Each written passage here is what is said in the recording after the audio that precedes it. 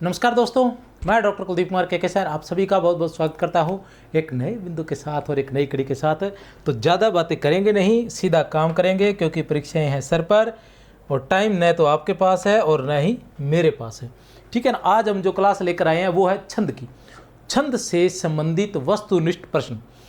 आज के जो प्रश्न रहने वाले वो ऐसे प्रश्न नहीं है कि मैं आपको कहीं न कहीं मतलब जैसे कहते हैं कि ज़बरदस्ती जो है टेंशन में डालना, कठिन से कठिन प्रश्न बनाना और फिर बताना कि हाँ भी ठीक है, ये हो नहीं रहा है। तो मैं आज की जो क्लास रहेगी वस्तुनिष्ठ प्रश्नों की वो ऐसी रहेगी कि प्रश्नों के माध्यम से आप सीखेंगे। छंदों के जितने भी नियम हैं वो सभी नियम मैं प्रश्नों के माध्यम से आपको याद करवाने का प्रयास करूँगा। देखते हैं, आराम से बने रहे। जो पद रचना अक्षर अक्षरों की गणना, यह है परिभाषा। किसकी परिभाषा है देख लेते हैं। जो पद रचना अक्षर अक्षरों की गणना, क्रम, मात्रा, मात्रा की गणना, यति, गति तथा चरणांत में समानता के नियमों से नियोजित हो कहलाती है। जो पद रचना अक्षर अक्षरों की गणना, क्रम, मात्रा, मात्रा की गणना, यति, गति तथा चरणांत में समानता के नियमों से नियोजित हो कहलाती है। क्या कहलाती है? तो छंद कहलाती है। ज्यादा समय मैं आपका नहीं लूंगा, थोड़ा सा स्पीड से ही हम रखने वाले हैं। सममात्रिक छंद नहीं है, सममात्रिक छंद नहीं है। इनमें से कौन सा छंद जो है वो सममात्रिक नहीं है? इनमें से कौन सा छंद जो है वो सममात्रिक नहीं है? रोला में क्या है? रोला में कितनी कितनी मात्राएं थी? रोला में थी 24। गीतिका में कितनी कितनी मात्राएं थी? 26। उलाला में कितनी थी? उलाला में 15। चौपाई में कितनी थी? 16। तो सममात्रिक छंद कौन से हुए? 24। प्रत्येक चरण में 24 मात्राएं सममात्रिक छंद है। प्रत्येक चरण में 26 मात्राएं सममात्रिक छंद है। प्रत्येक चरण में 16 मात्राएं सममात्रिक छंद है। लेकिन उलाला जो है वो सममात्रिक छंद नहीं है। ये क्या है? अर्ध सममात्रिक छंद है, क्योंकि इसके पहले और तीसरे में, दूसरे और चौथे चरण में मात्राएं समान है। ठीक है ना। तो उलाला क्या है? अर्ध सममात्रिक छंद है और बाकी सभी क्या है? सममात्रिक छंद है। ठीक है ना। रोला में क्या होता है? रोला में 11-13 पर यति होती है और इसी तरह से दोहा में कितने पर होती है? 13-11 पर यति होती है, याद रख लेना। गीतिका में कितने पर होती है? 14-12 पर यति होती है। कितने पर? 14-12 पर यति होती है। उलाला में 15-13 पर और चौपाई 16 पर होती है। कोई समस्या नहीं है। अर्ध सममात्रिक छंद नहीं है। अगला प्रश्न है, अर्ध सममात्रिक छंद नहीं है। रोला, उलाला, दोहा और बरवे देख लेते हैं। रोला में कितनी होती है? 26। उलाला में कितनी होती है? 15-13। दोहा में कितनी होती है? 13-11। और बरवे में कितनी होती है? 11-13। ठीक है ना। अब देखो, अर्ध सममात्रिक छंद नहीं है। अर्ध सममात्रिक छंद नहीं है तो अर्ध सम जिसमें पहले और तीसरे चरण में मात्राएं समान हो, तो उलाला भी अर्ध सममात्रिक है, दोहा भी अर्ध सममात्रिक है, बरवे भी अर्ध सममात्रिक है। रोला नहीं है। रोला क्यों नहीं है? क्योंकि रोला सममात्रिक छंद है, ये याद रखना है आपने। चलते हैं आगे। असंगत छांटिए। प्रश्न संख्या 4 है आपके सामने। प्रश्न संख्या 4 में क्या है? असंगत छांटिए। क्या छांटना है हमने? असंगत छांटना है। देख लीजिए, असंगत छांटिए। अनुस्वार व विसर्ग गुरु है, चंद्र बिंदु व री लघु है, श्र की 1 मात्रा होती है, स्थल में 3 मात्राएं हैं। देख लो, अनुस्वार व विसर्ग क्या होता है? गुरु होता है। ये तो बिल्कुल सही है, असंगत नहीं है। ये इधर नहीं लगाएंगे, इधर लगाएंगे। ठीक है ना। ये तो बिल्कुल सही है, अनुस्वार व विसर्ग गुरु होते हैं। चंद्र बिंदु व री जो है वो लघु होते हैं, ये भी सही है। श्र की 1 मात्रा होती है, ये भी बिल्कुल सही है। स्थल में 3 मात्राएं हैं, देख लेते हैं। स की स्थल में 3 मात्राएं बता रहा है, तो शुरुआत में आधा आया है, इसकी 0 मात्रा, थ की 1 मात्रा, ल की 1 मात्रा, कुल कितनी हुई? 2 मात्राएं, तो स्थल की 3 मात्राएं नहीं, स्थल की है 2 मात्राएं। तो अतः उत्तर है हमारा द। असंगत छांटिए, उत्तर द है। स्थल में कितनी मात्राएं हैं? 2 मात्राएं हैं, 3 मात्राएं नहीं है। चलते हैं आगे, प्रश्न संख्या 5 पर। आचार्य जय कीर्ति द्वारा रचित छंद रचना है। आचार्य जय कीर्ति द्वारा रचित रचना है, छंद रचना है। बताइए आचार्य जय कीर्ति द्वारा कौन सी लिखी हुई है? छंदस है, छंदोनुशासन है, सुवृत्त तिलक है, कौन सी है? आचार्य जय कीर्ति द्वारा कौन सी? आचार्य जय कीर्ति द्वारा कौन सी रचना लिखी गई है? तो आचार्य जय कीर्ति छंदस है, छंदोनुशासन है, सुवृत्त तिलक है या वृत्त रत्नाकर है, तो कौन सी है? छंदोनुशासन। कौन सी रचना है? छंदोनुशासन है। सुवृत्त तिलक के रचयिता कौन है? बताइए सुवृत्त तिलक के रचयिता कौन है? सुवृत्त तिलक के रचयिता कौन है? बताइए कौन है सुवृत्त तिलक के रचयिता? सुखदेव है, पद्माकर है, क्षेमेंद्र है, हेमचंद्र है, तो कौन है? क्षेमेंद्र। सुवृत्त तिलक के रचयिता कौन है? क्षेमेंद्र है। सुवृत्त तिलक के रचयिता कौन है? क्षेमेंद्र है। छंदो मंजरी,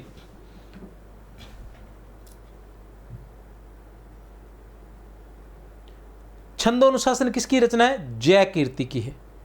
सुवृत्त तिलक किसकी रचना है? क्षेमेंद्र की है। छंदो मंजरी के रचयिता है, छंदो मंजरी के रचयिता कौन है? बताइए छंदो मंजरी के रचयिता कौन है?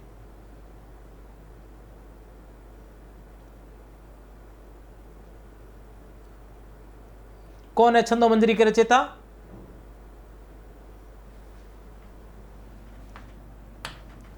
गंगादास, ठीक है ना। और छंदो मंजरी गंगादास की है, लेकिन छंद मंजरी, अगर हम बात करें छंद मंजरी की, तो छंद मंजरी नाम से एक रचना पद्माकर की भी है।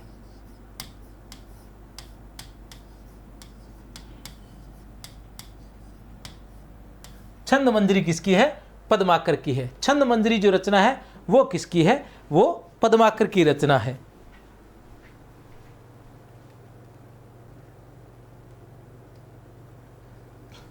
केदार भट्ट, केदार भट्ट की कौन सी रचना है? केदार भट्ट द्वारा रचित प्रसिद्ध ग्रंथ है। केदार भट्ट द्वारा रचित 8वां प्रश्न है हमारे पास। केदार भट्ट द्वारा रचित ग्रंथ है, कौन सा है? वृत्त रत्नाकर। केदार भट्ट की कौन सी रचना है? वृत्त रत्नाकर है। रचना एवं रचनाकार का असंगत युग्म छांटिए। रचना एवं रचनाकार का, छंद से संबंधित रचनाएं हैं। अभी हमें, क्योंकि जो छंद मैंने करवाए थे, जो नियम करवाए थे, उनको मैंने इसी तरीके से करवाया था, उसी तरीके से मैंने प्रश्नोत्तर बनाए हैं कि पहले जो प्राचीन काव्य शास्त्र है, ठीक है ना, जो संस्कृत के जो विद्वान हैं उनके अनुसार उन्होंने छंद की कौन कौन सी रचनाएं लिखी है वो मैंने याद करवाने का प्रयास किया। फिर जो भारतीय, ठीक है ना, हिंदी में कह सकते हैं हम कि हिंदी में जो छंद शास्त्र की रीतिकाल से प्रारंभ होता है, तो रीतिकाल अब शुरू हो गया। रीतिकाल में किस किस ने छंद पर रचना लिखी थी, फिर आधुनिक काल में छंद पर किस किस ने रचना लिखी थी, फिर छंदों के प्रमुख नियम क्या है और छंदों के भेद क्या है, इसी तरह से, और फिर छंद आ जाएंगे। इसी तरह से प्रश्नोत्तर चलेंगे, इसी तरह से हम करते चलेंगे। छंदमाल केशवदास, वृत्त चंद्रोदय अमीर दास, छंदारणव पिंगल भिखारी दास, छंदसार सुखदेव। बताइए कौन सा है?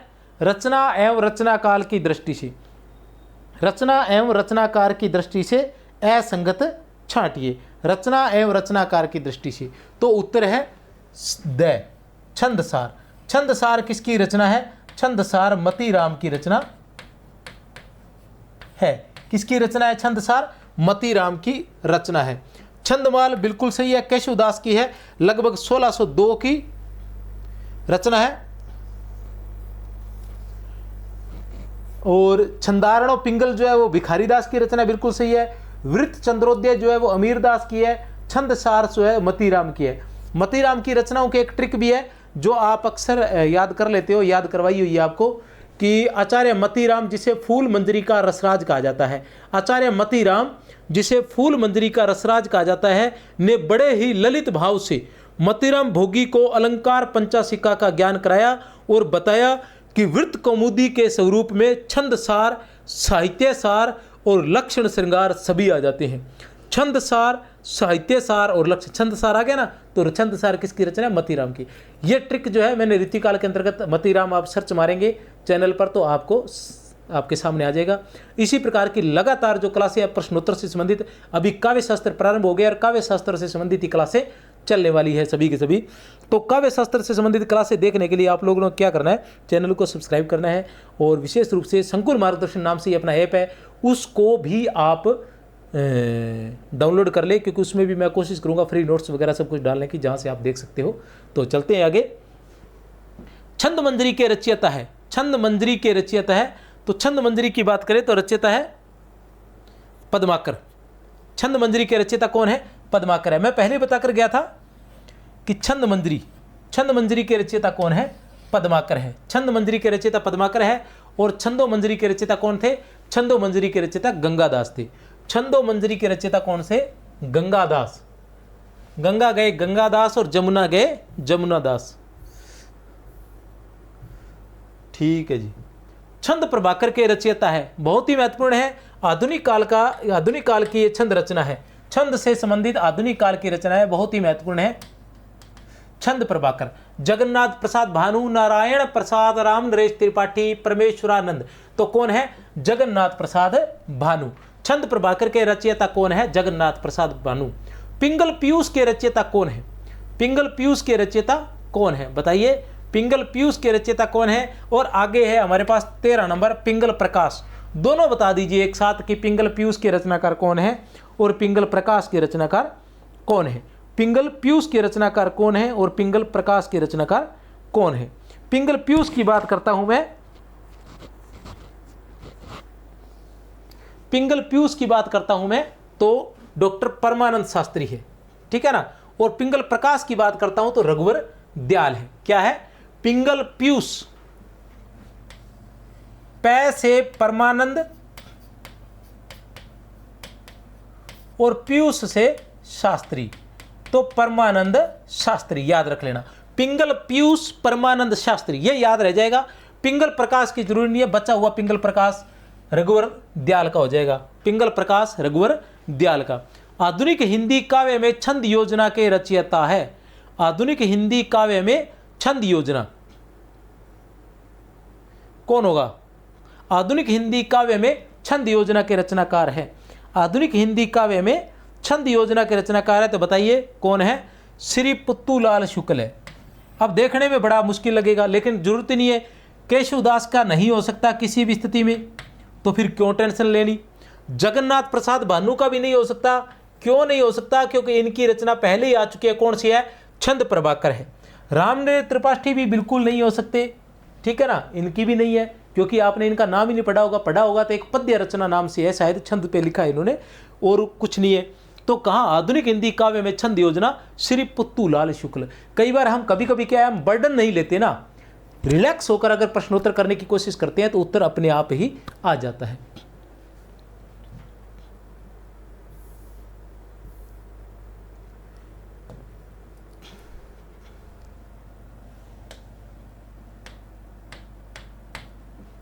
मात्रा वर्ण गति यति नियम अंतय समता बंद, जाबत रजना में मिले भानु बनत स्वच्छंद। कोई समस्या नहीं है।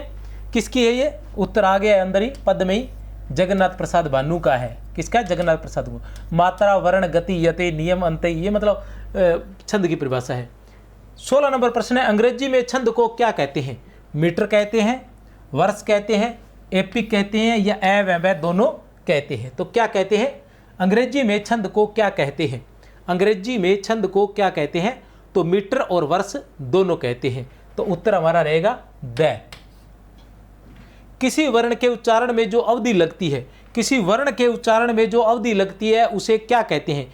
वर्ण कहते हैं, यति कहते हैं, मात्रा कहते हैं, चरण कहते हैं, ठीक है ना। वर्ण तो नॉर्मली वर्ण होते हैं, आप जानते ही हैं, जिनका हम उच्चारण करते हैं, या उच्चरित भाषा को लिखित रूप जिनके माध्यम से दिया जाता है उनको हम वर्ण कहते हैं, ठीक है ना। और यति क्या होता है? यति ठहराव होता है, जहां हम थोड़ी देर के लिए रुकते हैं उसको यति कहते हैं।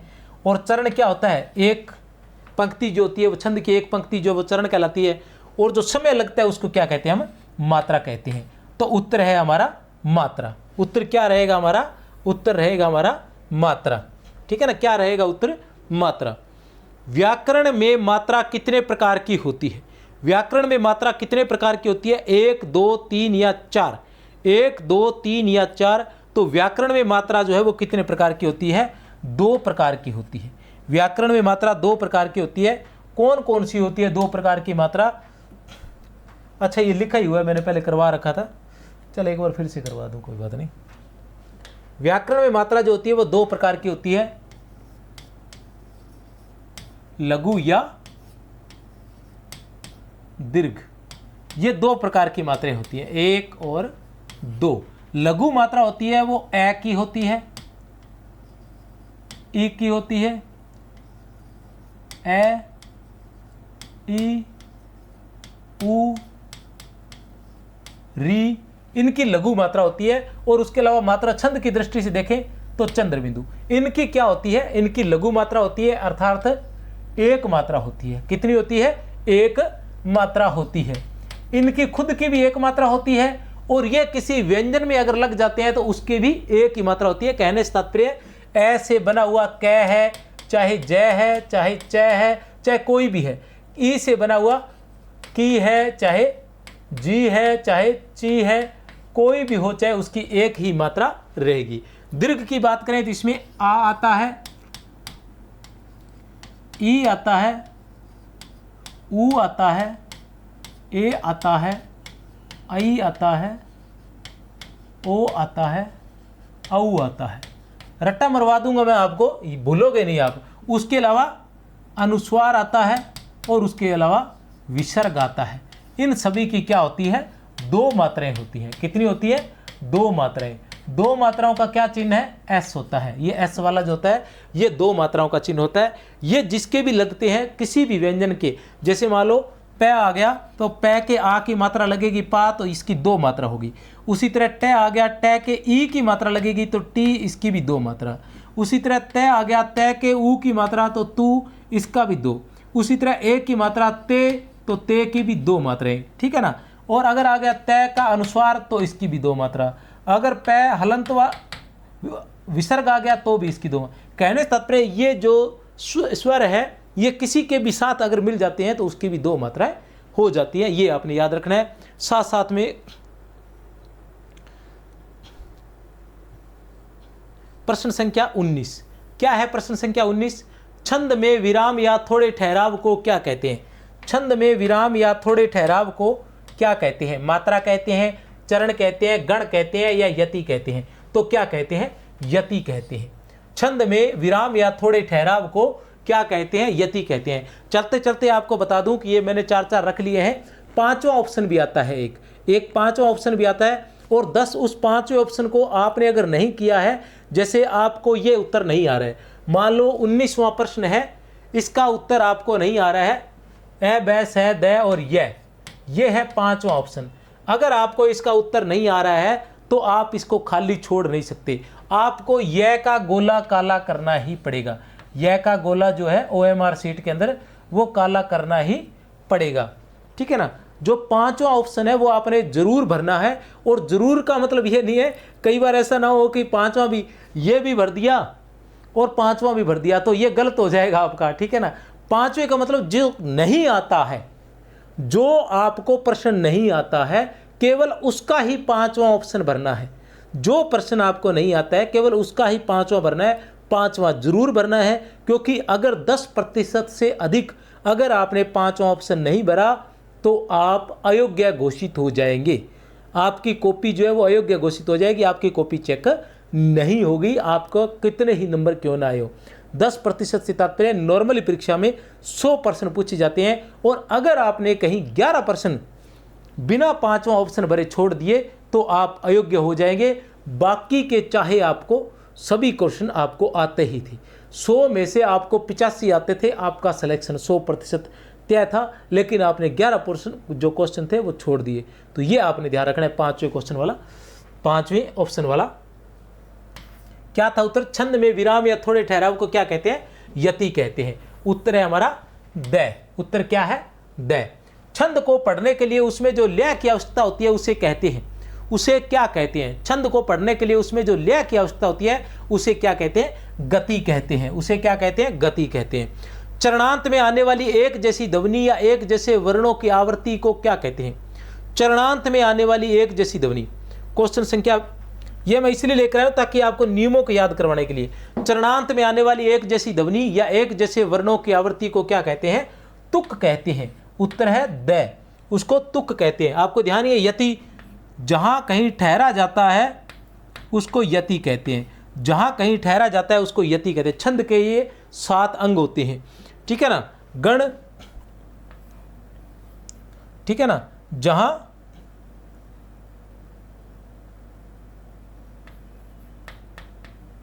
मात्राओं की गणना का क्रम रखा जाता है इनमें, ठीक है ना। गति,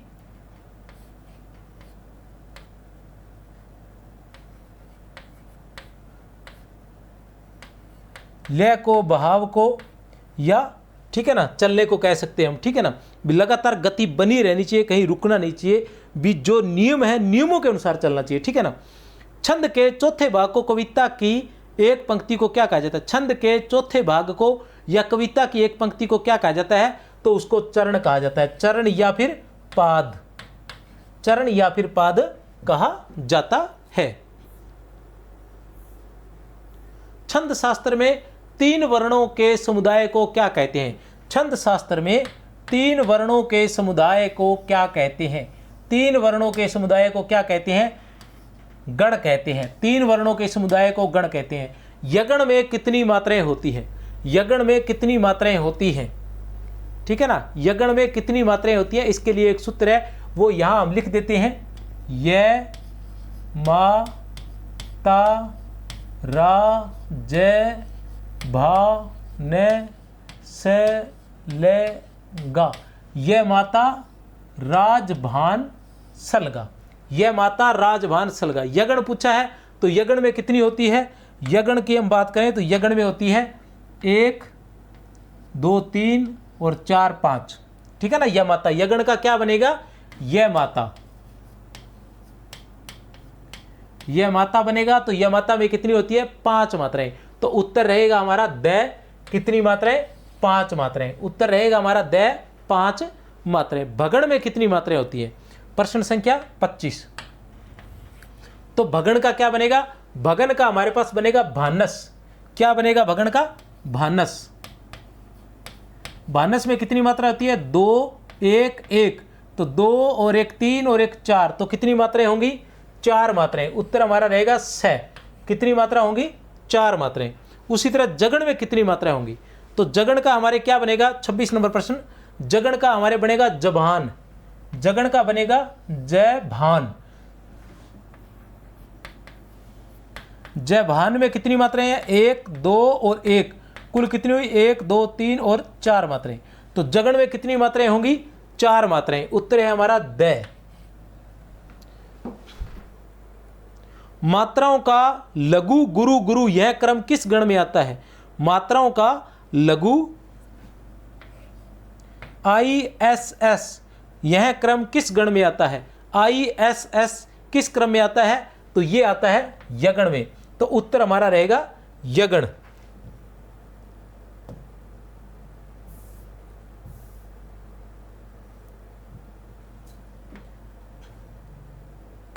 उत्तर हमारा रहेगा यगण, याद रख लेना। इसी को एक बार फिर लिख लेता हूं मैं, मात्राओं से आपको आइडिया हो जाएगा। ये माता राज भान सलगा। कैसे रहेंगी मात्राएं? 1 2 2 2 1 2 1 1 1 और 2, ठीक है ना। मात्राओं का यह क्रम किस में रहेगा? मात्राओं का यह क्रम गुरु गुरु गुरु, यह क्रम किस में रहेगा? गुरु गुरु गुरु। तो किस में है? ये देखो इसमें है। ये क्या है? मैं से शुरू होता है। मातारा, मातारा का मतलब हुआ मगण। तो मगण में उत्तर रहेगा हमारा मगण। मगण में क्या मात्रा रहती है? मगण का क्या बनेगा? मगण का बनेगा मा ता रा। मातारा का मतलब गुरु गुरु गुरु, तीनों गुरु। याद रख लेना, इंपॉर्टेंट हो सकता है। नियमों में असंगत असंगत में पूछा जा सकता है। गण व उनकी मात्राओं का असंगत क्रम छांटिए। गण व उनकी मात्राओं का, तगण के अंदर कितनी होती है? गुरु गुरु लघु। देखो तगड़ में क्या है, ताराज, तगड़ में होता है ताराज, गुरु गुरु लघु, ये तो सही है, असंगत नहीं है। रगड़ में क्या होता है, रगड़ में होता है राजभा, रगड़ में क्या होता है, राजभा, तो गुरु लघु गुरु, ये भी सही है। और जगड़ में क्या होता है, जबान, गुरु लघु गुरु, सॉरी लघु गुरु लघु, ये भी सही है। नगड़ में क्या होता है, नस्ल, नगड़ में क्या होता है, नस्ल, लघु लघु लघु, तो ये क्या रहेगा, उत्तर हमारा रहेगा द, उत्तर हमारा रहेगा द।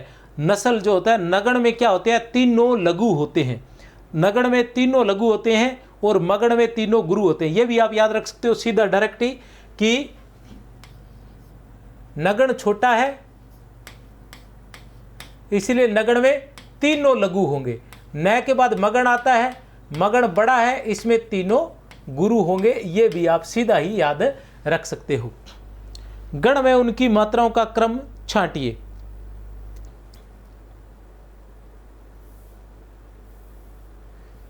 ये छट गया, कोई बात नहीं। 32 नंबर प्रश्न में क्या है, सर्प में कितनी मात्रा होती है, सर्प में कितनी मात्रा होती है, यह नियम के लिए आपके, सर्प में कितनी मात्रा होती है, 1 2 3 या 4 बताइए।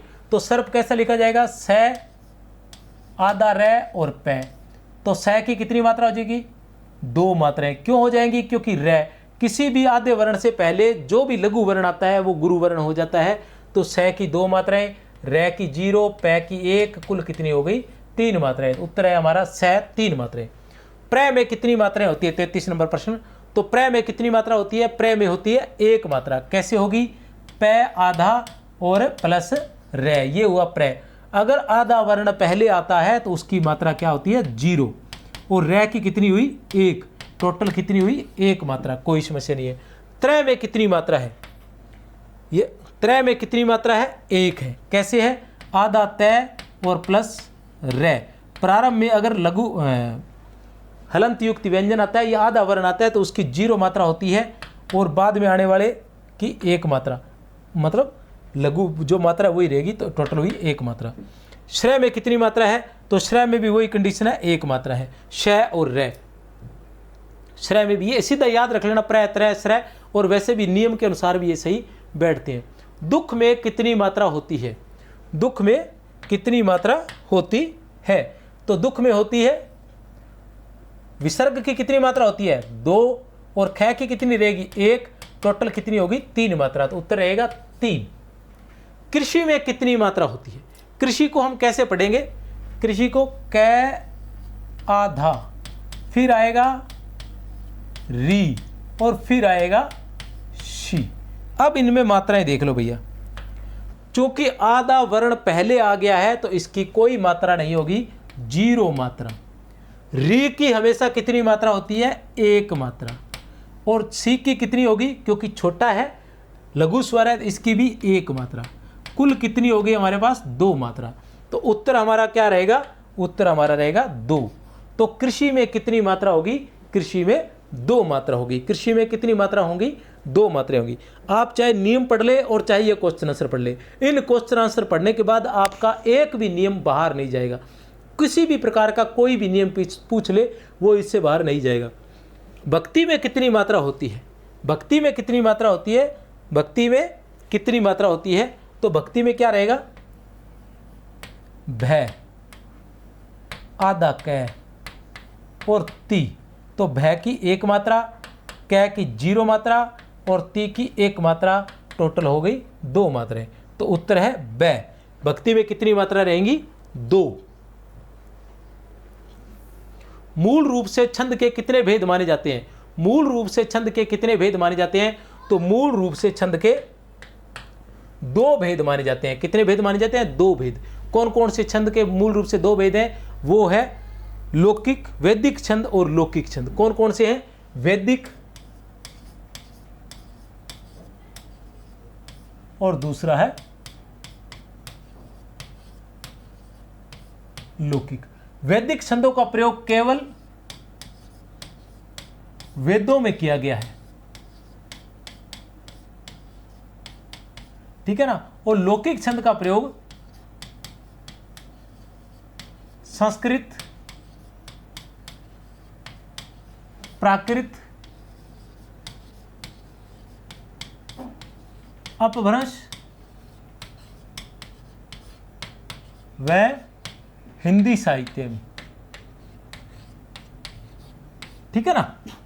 मूल रूप से छंद के कितने भेद माने जाते हैं? 2 भेद माने जाते हैं, वैदिक छंद और लौकिक छंद। जो वैदिक छंद है उनका केवल वेदों में प्रयोग किया गया है, जो लौकिक छंद है उनका संस्कृत, प्राकृत, अपभ्रंश और हिंदी साहित्य में प्रयोग किया गया है। जिन छंदों में मात्राओं की संख्या लघु, गुरु, यति, गति के आधार पर पद रचना होती है उन्हें कहते हैं मात्राओं की संख्या। जिनमें मात्राओं का ध्यान रखा जाता है उन्हें मात्रिक छंद कहते हैं। ठीक है ना।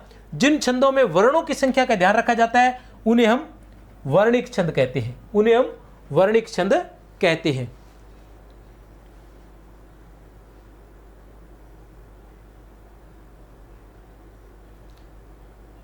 जिस छंद के चारों चरणों में मात्राओं की संख्या समान हो, जिस छंद के चारों चरणों में मात्राओं की संख्या समान हो, जिस छंद के चारों चरणों में मात्राओं की संख्या समान हो, जिस छंद के चारों चरणों में मात्राओं की संख्या समान हो उसे सममात्रिक छंद कहते हैं। जिस छंद के प्रथम व तृतीय चरण में, द्वितीय तथा चतुर्थ चरण में मात्राओं की संख्या समान होती है उसे क्या कहते हैं? अर्ध सममात्रिक छंद कहते हैं। जिस छंद के 4 से अधिक चरण हो तथा सभी में मात्राओं की संख्या असमान हो उसे क्या कहते हैं? महत्वपूर्ण है। जिस छंद के 4 से अधिक 6 चरण हो, 4 से अधिक कितने? 6 चरण हो तथा सभी में मात्राओं की संख्या असमान हो उसे क्या कहते हैं? हम विषम मात्रिक छंद कहते हैं। उसे हम क्या कहते हैं? विषम मात्रिक छंद कहते हैं।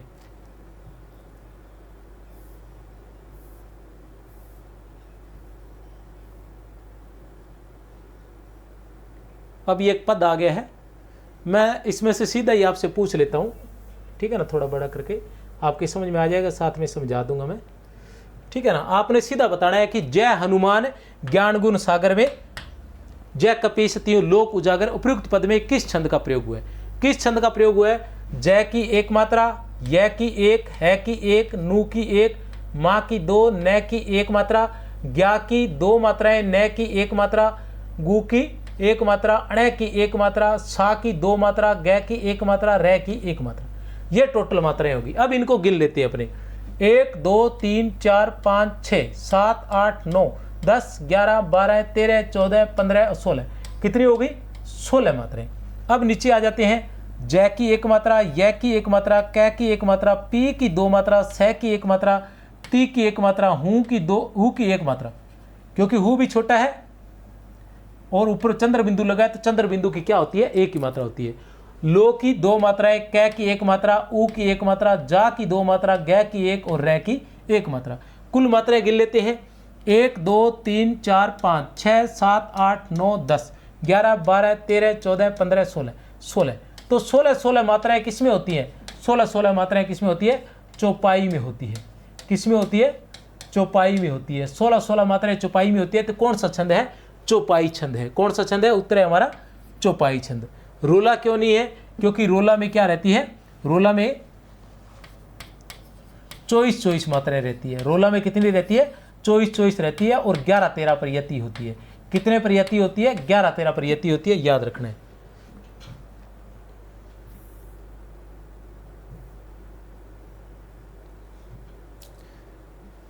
इसमें भी बताना है आपने।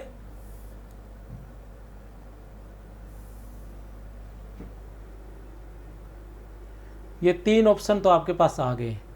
इन 3 में से भी बता सकते हो, वैसे बाकी की समझना जरूरी है ऑप्शन से ज़्यादा। संसार की समरस्थली में धीरता धारण करो, चलते हुए निज इष्ट पथ पर संकटों से मत डरो।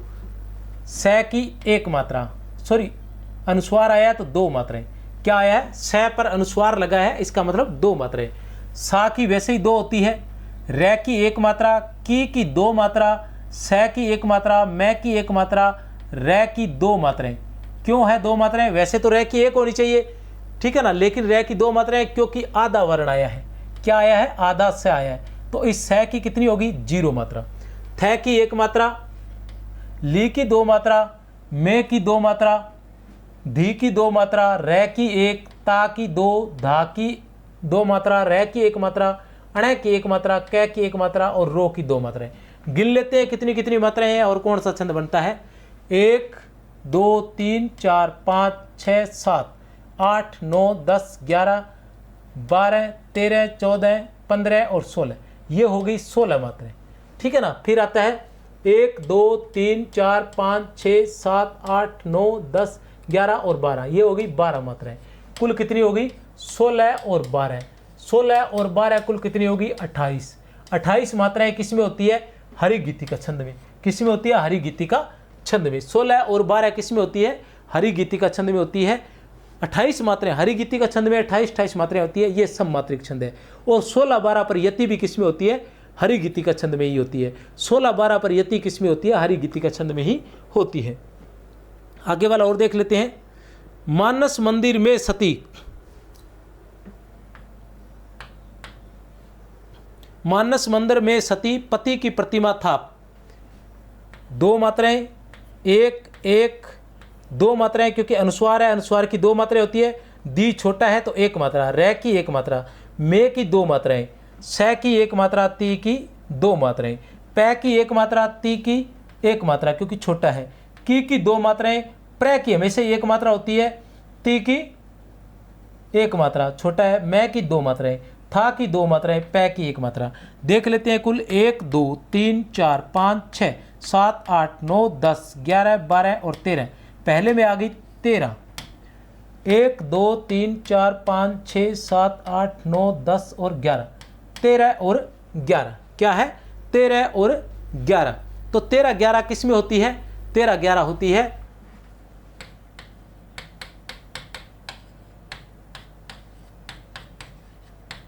दोहे में।